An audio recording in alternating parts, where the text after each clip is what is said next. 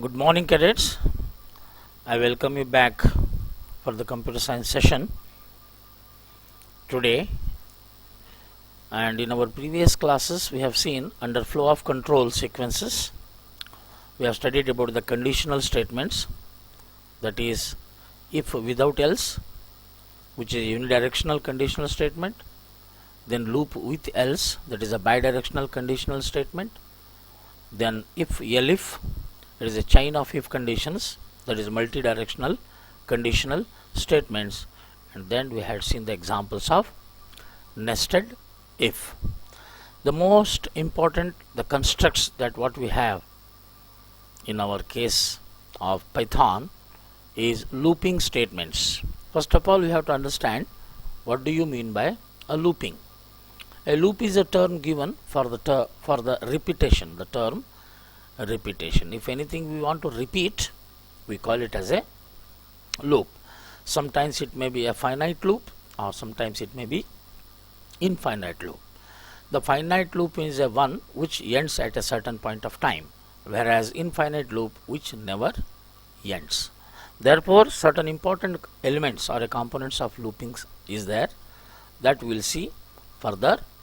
To carry out the repetition of statements in Python, the Python provides two important loop statements. One is a while loop, another one is a for loop. Both while and for are the keywords. The while is called as the conditional loop, whereas for is called as the counting loop. Specific names are given to these loops. The conditional loop, the name itself suggests, based on a condition, it allows you to repeat. If the condition fails, it comes out of the loop. Similarly, counting loop says that for a certain number of times it keep on repeating. When the given specific number of time it's over, then it comes out of loop. That is what the looping statements. Let us see one by one. Range function. Before we proceed to the for loop, let us understand what is the range function which we will use in for loop to repeat the statements to n number of times. What is the syntax of the range statement here? The range is a keyword into bracket lower limit comma upper limit. The range function generates set of values from a lower limit to upper limit minus 1. Suppose the lower limit is 0 and upper limit is 10, it repeats from 0 to 9. If the lower limit is 1 and upper limit is 100, it repeats from 1 to 99. This is what the meaning of lower limit comma upper limit. Example is given here. You can see range 1 comma 10 will generate the set of values from 1 to 9. So 10 is the upper limit, so 1 less than the upper limit. Range 0 to 7 will generate 0 to 6. The default step value will be plus 1. That is range 1 comma 10 means 1, 2, 3 up to 9. To change the step value, we can also use the third parameter in the range, which is a step value. Example given, you can see range 1 comma 10 comma 2. Now this will generate value 1. After 1 it will not be 2 because step is given as 2 there. So 1 plus 2 is 3, 3 plus 2 is 5, 5 plus 2 is 7, and the last value is 9. It cannot print 11 because your range limits at 9 only. Step value can be even negative also to generate the set of numbers in reverse order. For example, if I give range 10 comma 0, we will generate the numbers from 10 to 1. 1 less than 0 in case of decreasing order will be definitely 1. Therefore, 10, 9, 8, 7, 6, 5, 4, 3, 2, 1. This much we should know before using the for loop. To create a list from 0, we can use even by default. If you don't give the lower limit, only one parameter you give in the range function, it assumes it as a upper limit, and by default the lower limit will be 0. Therefore, in this case, range of 10, the values generated are from 0 to 9. Similarly, in loops we can use in and not in operators. The operator in and not in are used in for loop to check whether the values in the list is present or not. For example, square bracket means list. It is list is given as 1 2 3 4 5. 5 in 1 2 3 4 5, it is true.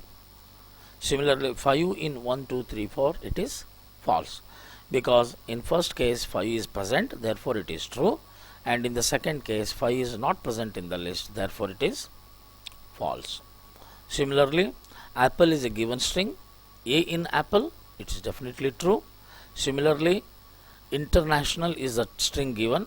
The national word is there in international. Yes, it is also true. Now let us see, with this basic knowledge of range function in and not in operators, we can use the loops now. The for loop in Python is used to create a loop to process items of any sequence. So as you know that in Python the sequences are list, tuple and strings. Of course, dictionary is a mapping. We can also use loop for the dictionary too. It can also be used to create a loop of fixed number of steps like 5 times, 10 times, n times, etc. using range function. Example for loop with the list. Suppose there is a list called as a school having members, principal, PGT, TGT, PRT. All are the strings. All are the elements of the list school. For SM in school, SM is a variable, so it will take one element at a time. For SM in school, print SM. What it will print? It will print principal, PGT, TGT and PRT. If you want, we will execute and see that. Okay, in operator. For loop with tuple, similarly, if it is a square bracket, it is a list. If it is a round parenthesis, then it is a tuple. Suppose code is a tuple 10, 20, 30, 40, 50, 60. For CD in code, print CD means it will print 10, 20, 30, 40, 50, 60. Let us consider or let us understand how for loop works. Code 10, 20, 30 is a tuple. For CD in code, print CD. Okay, that will execute and see. For CH in plan is a given string, print CH. The above loop produce output PLAN. Now similarly, let us create a loop to print all the natural numbers from 1 to 100. For I in range 1 to 101, because we want 100 is to be included, therefore the upper limit will take it as 100. Print I. And we can give in a space or a blank, or you can give a tab, etc. Here end equal to will cause output to appear without changing line and give one tab space between the next output. So let us illustrate this, all the functions what you have studied so far. For example,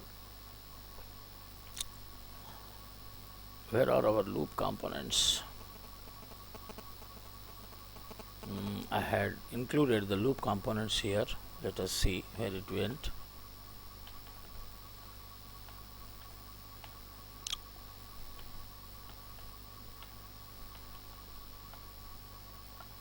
Okay, the loop components are given in the while loop.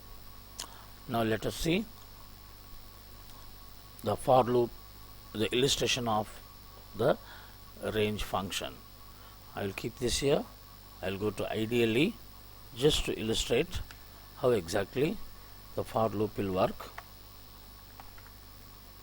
Let me go to Python ideally. Let me see first the range wall. Okay, here for I in range, I will give 100. Let us see.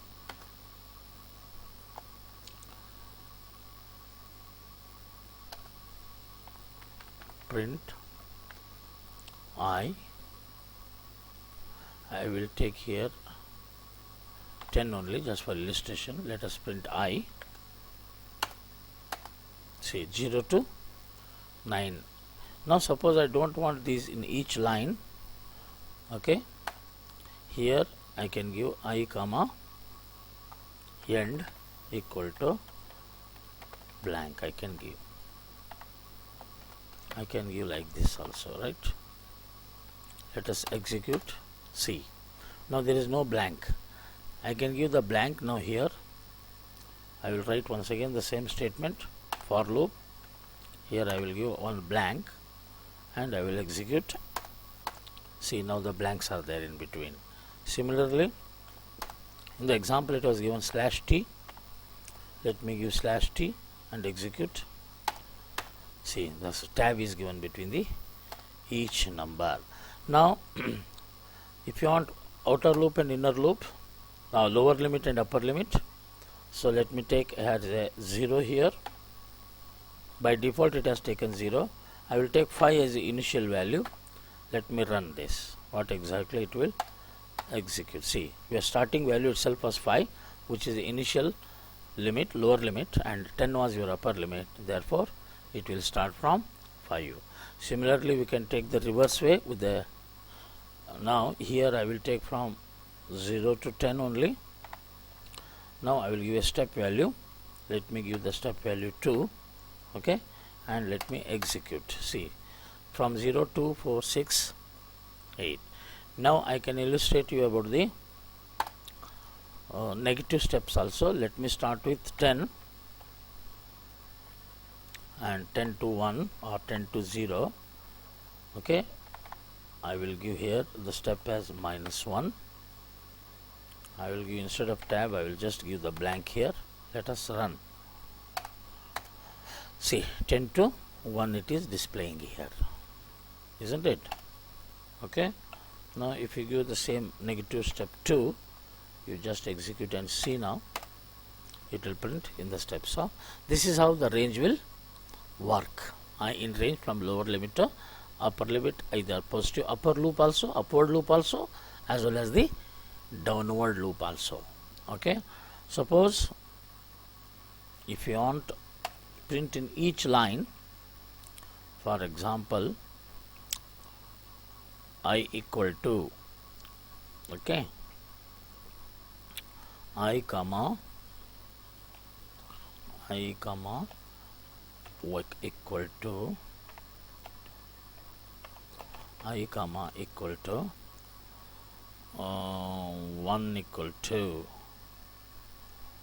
I is 1, like that will print it. What I will do is here within quote I, what is your I, and will print the value of I in each line. Let us print and check it. Right here I will make here this loop as 0, 10. Okay, let us check now. In each line it will print I equal to 0, I equal to 1, I equal to 2, and up to I equal to 9. This is what about your range function, which we have discussed in the this one. Let me now flash from the fresh. So CLS it will not work. Okay, now what I will do, I want to show you from the top of the screen. Therefore I will go once again and I will show you in and not in now. Okay, now for okay, let me take I in 1, 2, 3, 4, 5 is a list now. Okay, suppose I will print 4 in this, true. Similarly, if I execute here, 0 is present in this list. Let us check. No, false it is. Similarly, let me take code equal to there is a tuple. I will take tuple 10, 20, 30, 40, 50. This is a tuple. Okay, now for cd in code, print the value of cd. Let us run. See, all it is printing in a line. So in operator you can use. Okay, now similarly what we can do is, let us see here the not in wala. Okay, for that what I will do, I will take string equal to, I will type here string equal to, I will take school, then here I will print that okay, k not in, whether true or false it will say, no. So k, the k in school, k in str, you can give k in xtr is false because k is not present in the string. That's how you can use in as well as not in. So what was the example for your not in here? You can see here the not in, the range, okay, the not in. Let me see that the examples of a not in each, okay, right. That's how about the for loop, okay. And we'd like to start in my next class about the while loop, okay. We'll continue in the next class. Till then, bye bye.